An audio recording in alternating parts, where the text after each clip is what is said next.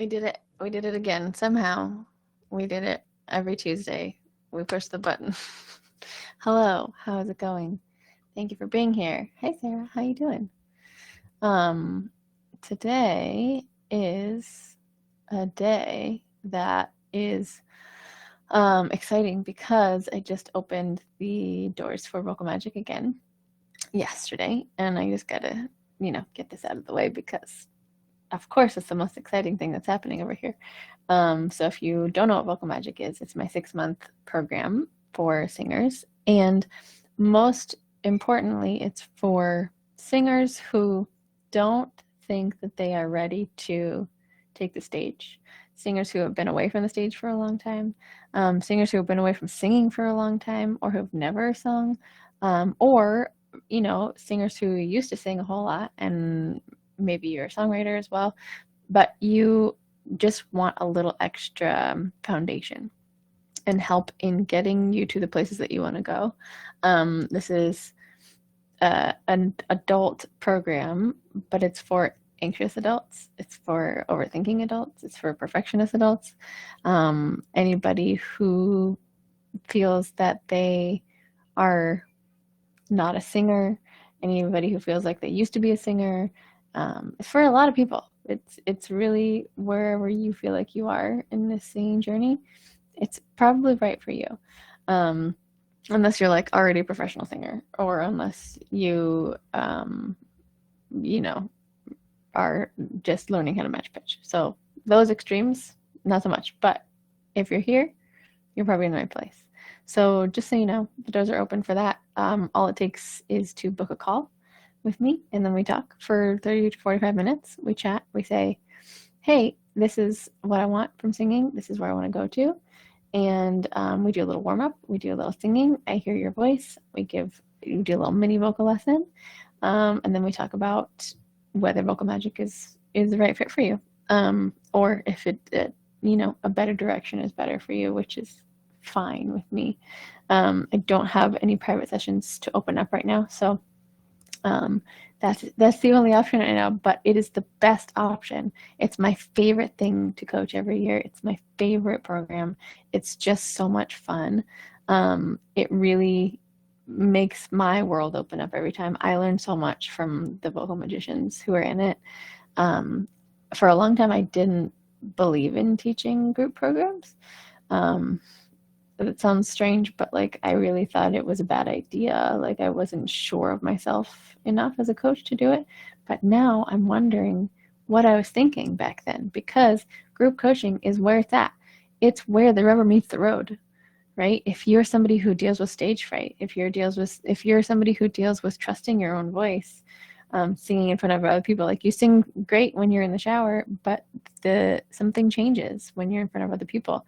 This is exactly the nervous system training that we are working on in this program. We are working on taking the little baby steps, expanding ourselves in small ways, training our nervous system so that it becomes less of a big scary thing and more of a little bit by little bit expanding your comfort zone, so that when you do get on stage eventually, ideally within the 6 months that you're in the program, that it doesn't feel like such a huge shock to the system, right? So it really is taking the science of the nervous system and polyvagal theory and applying it to performers, which has not really been done very often. So this is a new kind of concept to most vocal coaches, vocal teachers, singing programs in the world. So we're taking this really important idea that your nervous system is your canvas for your art.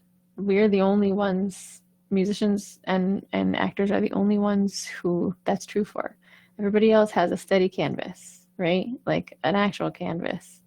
Or you're writing something like that. It's not a movable canvas. If your nervous system gets dysregulated, all you have to do is walk away from it, and it's the same when it comes back.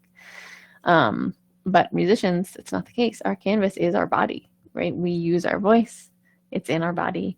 We use our hands to play an instrument. It's in our body.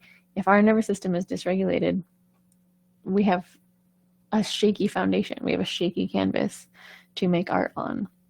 And that is really hard when we are so focused on being consistent and sturdy, and we need to be the nervous system leaders in the room when you're a performer, right? Audience is looking to you to know how to feel. That's why they go see music. You know, I want to feel a way. I want to feel a certain way. So I go see a musician. And if they are unsure about how they feel, if they're not connected to their nervous system, we're unsure and it feels strange. Like, this is why we do this work, so that we can help other people feel safe in our presence, help other people feel the way we want them to feel when we play music. Yeah, it really makes a huge difference, and it's not something that's talked about a lot in the world. So that's why this program is so special, and I'm so thankful to be able to run it. I also got my certification from Muscle Music this year to be able to really even more deep dive into this polyvagal theory, nervous system training stuff. So as we're learning all the techniques, and as we're learning about the anatomy, and as we're learning vocal warm-ups and exercises, we are also at the same time talking about the nervous system, because you cannot have technique conversations without talking about the nervous system. Because 9 times out of 10 in my studio, I discovered that the reason people aren't able to hit the note that they want to hit is not because they don't know the technique, it's because something in their nervous system is stopping them from hitting that note, right? They can do it on their own in the shower, they can do it when I guide them through certain exercises, but then when we go back into the song and the pressure's on, all of a sudden, tightness, not as much ease as there was before. You don't trust yourself anymore, because all of a sudden you're in a different situation. And that is exactly why we talk about nervous system, because I've had professional singers come in that are like, hey, I know how to make this sound. Why is it not happening? And then we get really deep and go underneath what's happening in the voice, what's happening in here, in your mind and your body and your spirit. And that is what makes the change, right? If we don't know what's happening underneath our voice, how can we paint on that canvas, right? How can we paint on something that is always moving and we don't know why it's shaky and messing with us, right? And then you start to get down on yourself and be like, man, I did that yesterday, you know, when I was rehearsing. Why can't I do it now? And you're like, I must be a failure. I must be not as good as I thought, right? I'm not as good of a singer because I can't hold my own in a show situation singing in front of anybody. But that's not true, right? It's not that you're less talented. Like, if you can do a thing one day and not the other, doesn't mean you forgot how to do the thing in the course of one day. It means your nervous system is in a different space than you were before. So a lot of this is, number one, just noticing what's happening. And number two, the most important step is saying, hey, this is not my fault. I am not a worse singer. I am not to blame. This is a nervous system thing, right? This is the number one thing that I learned doing this work, is it's not your fault. This is your biology.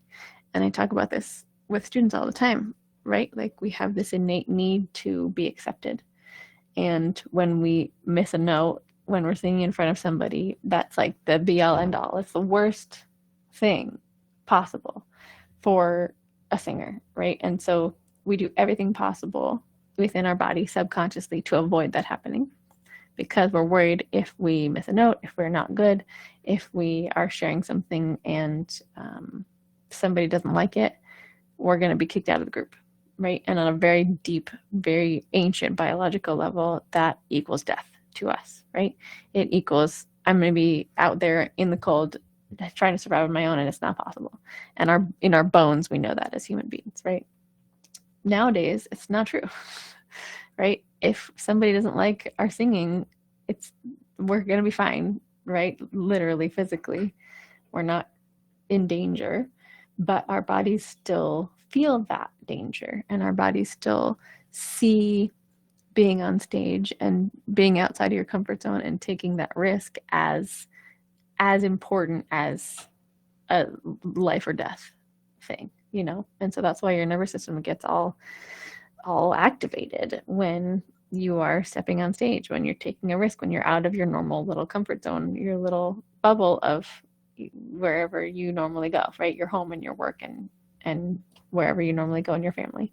If you take a step out of that and all of a sudden your talent is on the line and there's a possibility of somebody saying, wow, that was not good. All of a sudden our nervous system's like, that is a bad thing, we are on red alert. We're going to do everything possible to stop that from happening, right? Raise your hand if you've ever felt that way.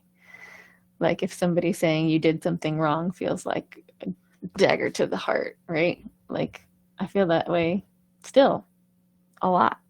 And the only thing that helps is to remember and separate myself from it, right? That voice in your head that's saying, you better not do that. You're going to get kicked out of the group. And that equals danger.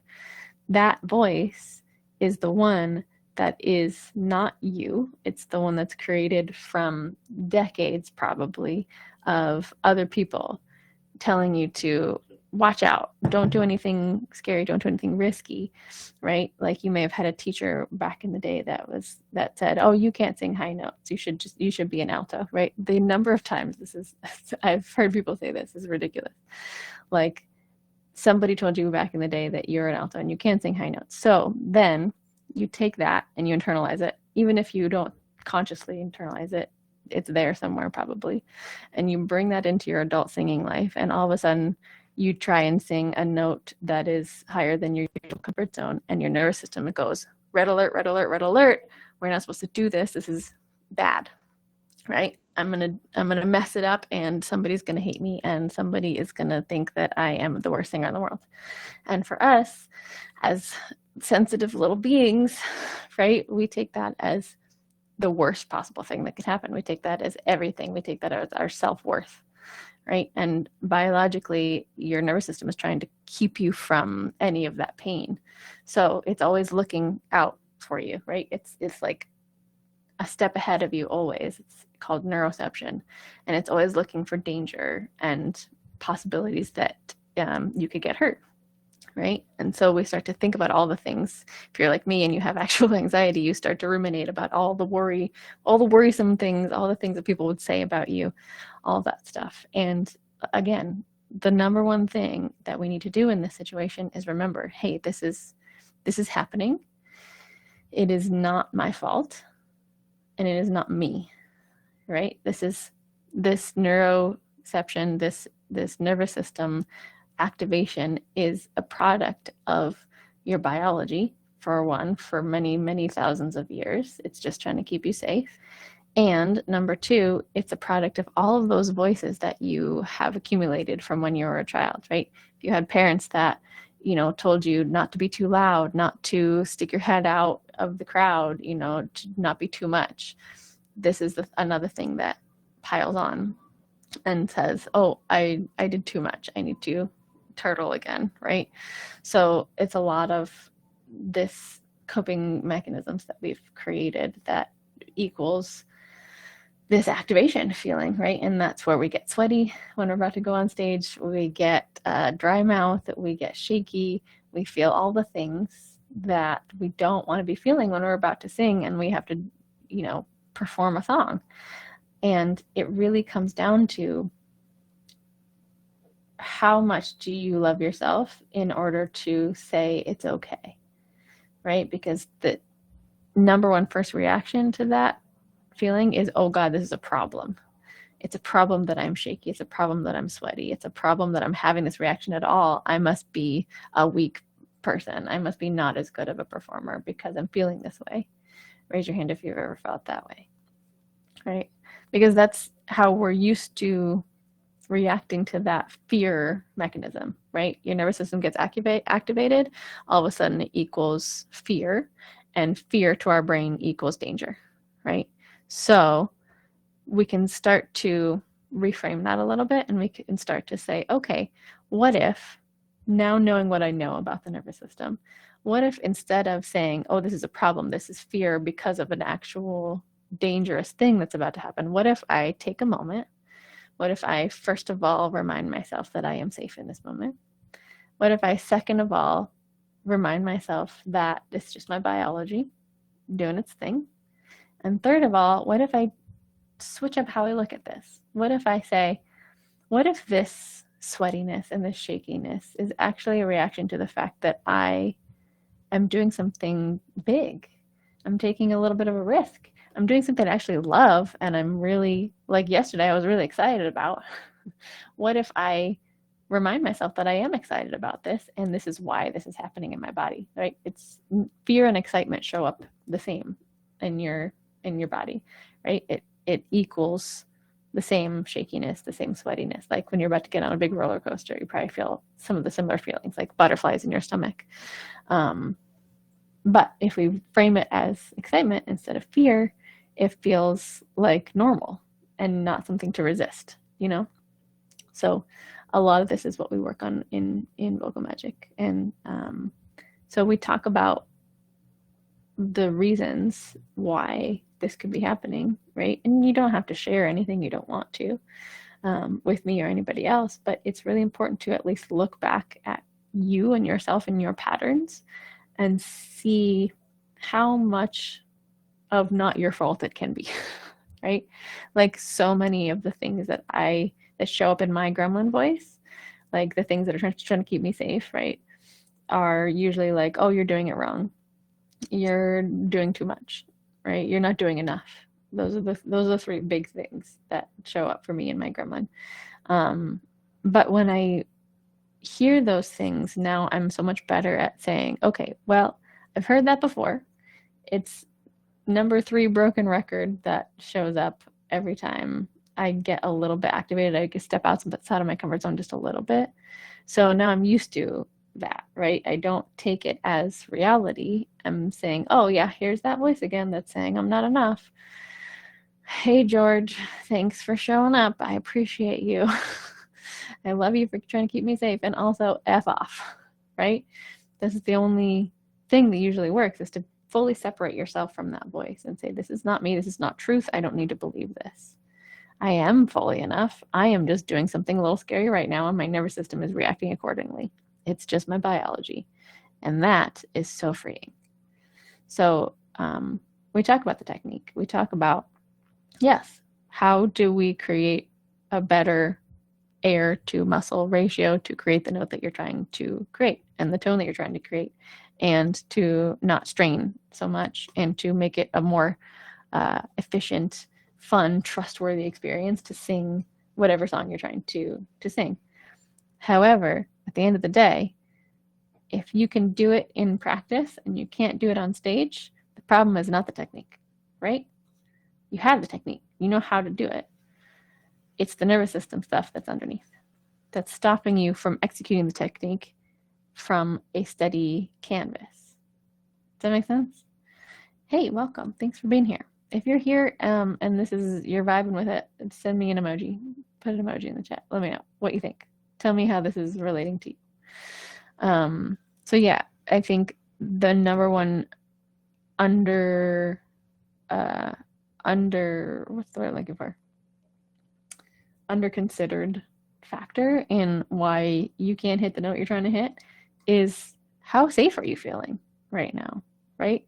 If you're feeling unsafe to even mess up because of something somebody told you when you were 15, that is a problem, right? It's not your fault. It's that person's fault for being a butthole. So yeah, I think we need to look a little more deeply at the stuff that's underneath the technique. Yeah, happy to teach you technique, but at the end of the day, if I don't also give you this tool set of being able to know what's happening in your nervous system and what's happening in your mind and your body, if I don't support you to look at yourself and your own patterns in that way, you're always going to be freaking out when you get to the stage and being like, why can't I hit that note anymore? Like, I must suck, right? And that's not the answer. You don't suck. You're actually 99% of the students I've ever had in my studio are way better than they think they are coming in. And that's because they're just so trained to say, oh, this is a problem, right? It's not, I'm not good because I get nervous and I can't hit the note like I want to. Doesn't mean you're not good.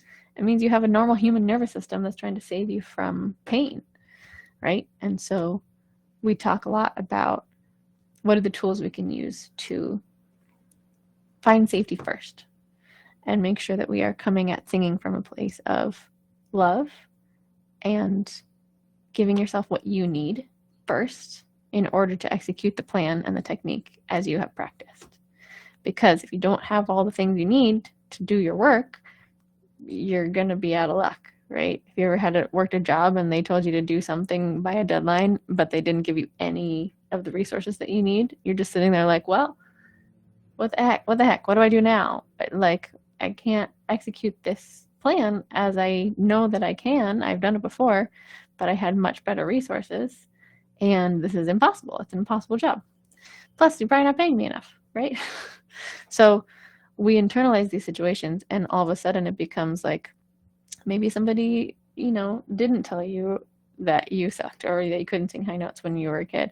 But we internalize all these other situations that equal the you're not good enough mindset, right? And so we start to think, oh, if I mess this up, then I am going to think I'm a failure. And even yourself, your future self thinking you're a failure is enough to scare the nervous system into being activated. So this is why everybody and their mom is always like, hey, watch how you talk to yourself. And I know it's so easy to be like, screw that. I can talk to myself however I want. I'm the one making the decisions. I'm the one driving the boat here. However, you are also the adult and the parent in this relationship. You can be a better adult to your child on the inside and make your own self in your own head a safer place for you to be, and a safer place for you to mess up, a safer place for you to play around and be messy. That's like the number one lesson I do in the first 3 lessons with most people is like, hey, can you sing what you just did? And on purpose, sing it messy. I'm sure if you are one of my students and you're here right now, you're like, yep, I've had to do that. I hate it, but I had to do it. Because what happens is you take that parking brake off, right? And you let yourself be messy. And you take away the pressure to be perfect in every moment. And that is what is activating your nervous system. It's forcing you to be worried about failure in every moment because there's all of this expectations, right? So if on purpose you do it messy, then all of a sudden that parking brake is taken off and you can go wherever the heck you want, because the assignment is actually to be messy and to let loose and to make mistakes and to be imperfect. So if you don't do that, then you failed, right? So you have to let that parking brake off and you have to let loose a little bit in order to be a successful singer. So I love that mind game, playing that mind game with people, because I have to do it with myself all the time.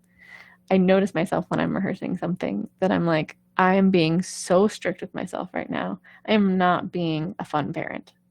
I am being nasty, and I'm being so expectant of myself. Like I'm making myself hit this note exactly on the first try. Why would I ever do that? I would never do that to a kid.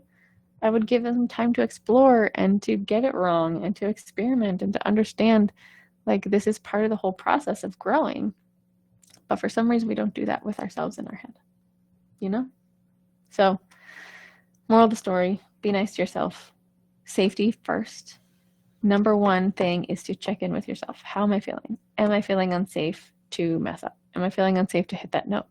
Okay, maybe that's why. Instead of telling yourself that you're a bad singer, maybe we say, oh, okay, totally understandable that I would not be able to hit that note right now because I am feeling like I'm going to get punished if I mess up, right? So number one is to notice. Just notice, no judgment, easy. Number two, make sure you are accepting and loving yourself for whatever is happening. No judgment. Oh, apparently peace sign equals balloons? Fun. Who knew? You gotta love yourself for whatever's happening. Remember, it's just your biology, right? Like, you get zits, that's your biology, right? It's not your fault, usually.